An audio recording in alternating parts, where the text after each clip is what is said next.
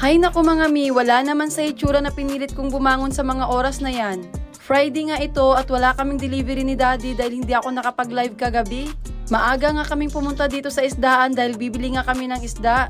Isdaan nga alangan naman mano kang bilhin.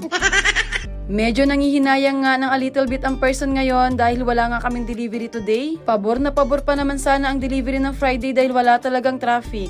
Paano ba naman kasi hindi ko natapos ang live ko kagabi dahil nawalan nga kami ng internet. After nga namin dyan sa isdaan mga mi ay dumiretso kami sa Daily Fresh para naman bumili ng mga gulay. Bumili nga lang ako dyan ng okra, kalabasa, malunggay, talbos ng kamote at dahon ng sibuyas. Syempre, hindi naman mawawala dyan ang mangga mga mi. Talagang nakasanayan na namin ito. Ang lakas kasi makagana sa kain nito. Pwede na! After naman namin dito mga mima ko ay bumili kami ng pandesal. Kasarap eh. Pagdating naman namin ng bahay ay nagkape muna kami at hindi ko na nga ito na-videohan. After naman naming magkape mga mi, sinabi ko kay Daddy na siya na nga muna ang magprito ng isda. Alam nyo na siguro mga mi kung bakit.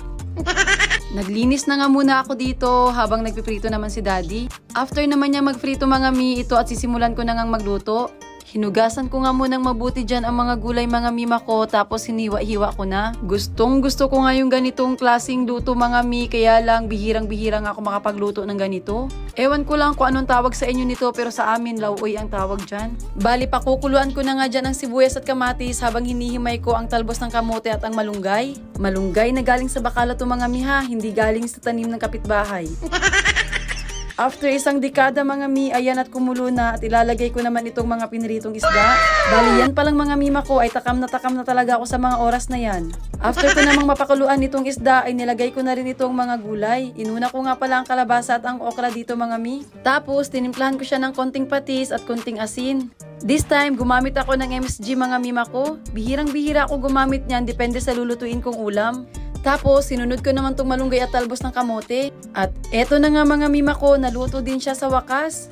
Grabe, craving satisfied talaga siya mga mima ko. Sobrang sarap talaga at ganadong-ganado nga kaming kumain dito. Saktong-sakto talaga at kailangan ko talaga ng lakas dahil maaga ako mag-i-start mag-live ngayon.